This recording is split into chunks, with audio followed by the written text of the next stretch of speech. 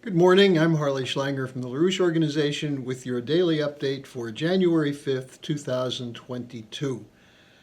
Over the next few days, there will be a series of events taking place that will be extremely significant talks between representatives of the United States and Russia. Also, NATO will be involved in this, the Organization for Security and Cooperation in Europe. And we'll have quite a bit to report on that, especially since it does appear as though there may be a beginning of serious discussion of the proposal made by Vladimir Putin to offer security guarantees to Russia regarding NATO's expansion. So we'll have more on that over the next few days. There'll be some interviews, a lot that'll be coming out, and so I've been covering that extensively recently. It's really crucial. But I want to pick up something today that hasn't gotten much attention, and that is a report that was released by the Federal Reserve at the end of December about the repo policy, the repurchasing agreement, which was a form of massive bailouts, trillions of dollars of bailouts, that began on September 17th, 2019.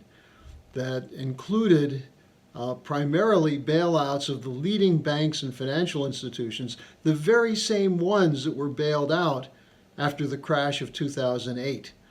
And this has not been covered very much at all. The one source besides what we've covered is from Wall Street on Parade by Pam and Russ Martins. It's their blog, and they've covered it fairly extensively. I'll be drawing on their work in this report. Now, the scandal here is that the Fed released the figures for the period of the last quarter of 2019, in which banks received $4.5 trillion, mostly 24 banks, leading money center banks, from the emergency repo loan operations of the Fed. This has been suppressed in the media. The names of the banks and the amounts they received has not been reported.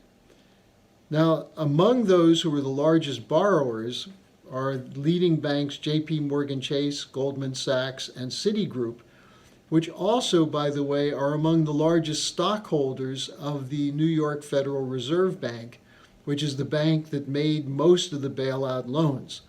So here you have an example of private banks controlling a Federal Reserve branch that is making these trillions of dollars in loans with no oversight from anybody except the Federal Reserve. And yet it's not being reported. And the economic crisis we're in, which is hyperinflation, people are blaming that on COVID, they're blaming that on government spending, and they're ignoring the fact that trillions of dollars of money are going into speculation into the hands of the same people who blew out the banking system in 2008, were bailed out then, and are getting bailed out once again at the expense of the U.S. economy.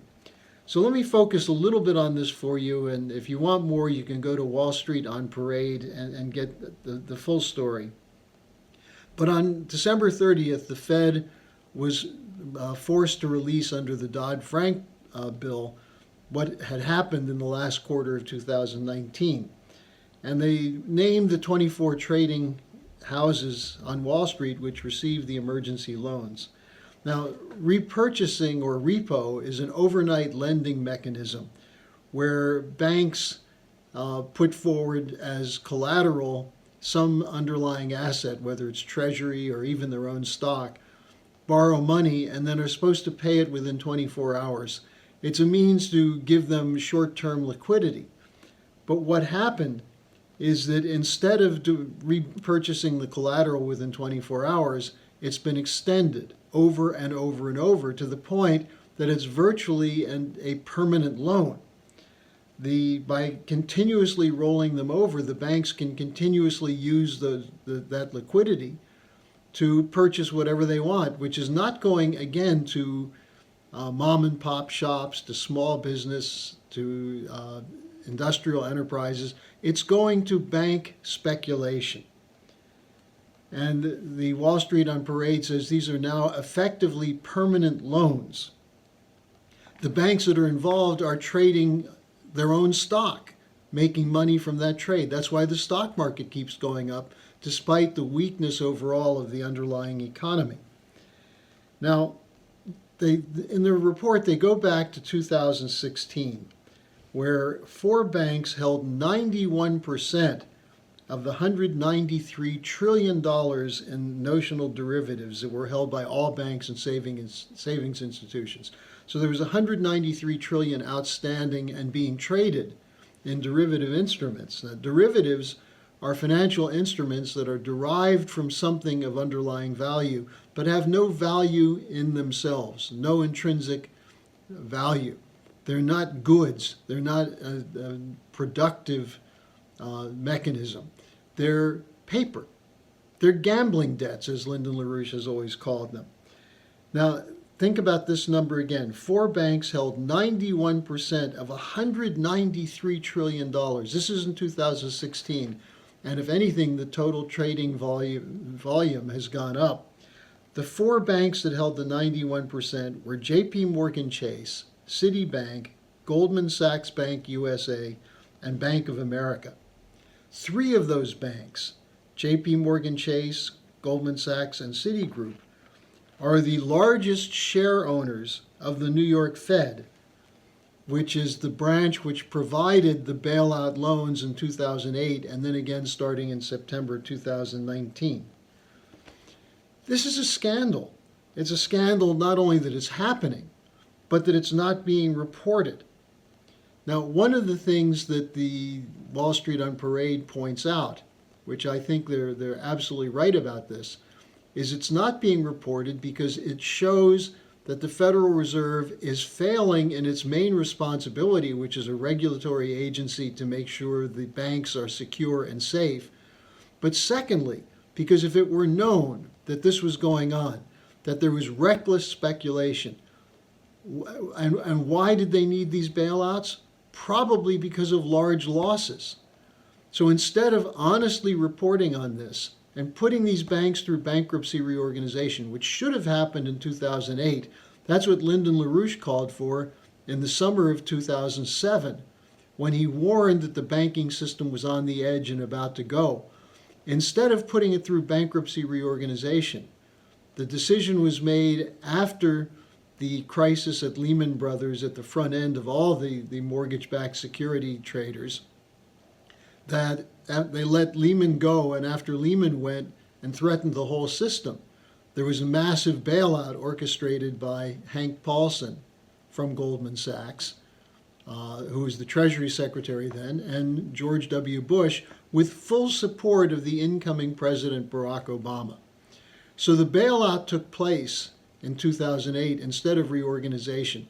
And we've continued with these banks on life support from the Federal Reserve to the point that now, as they reported in the last quarter of 2019, $4.5 trillion was made available to the banks.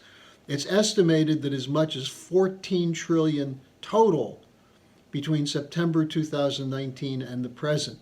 $14 trillion. You know why the dollar's worth less? You know why there's hyperinflation? Because of this money printing.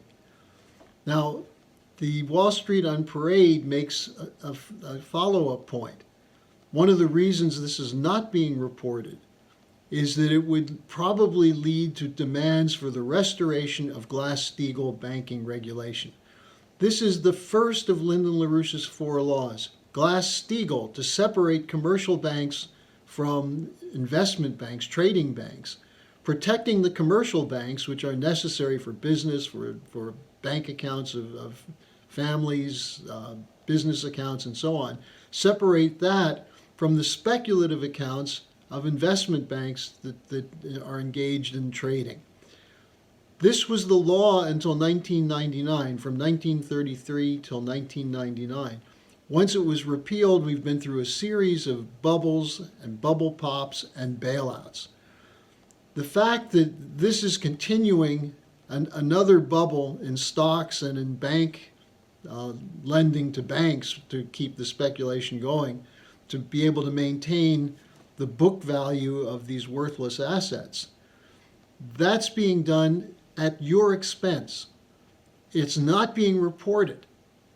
And the reason that the Martins say, and I think this is right, is because if this were known, there would be a demand for the restoration of Glass-Steagall.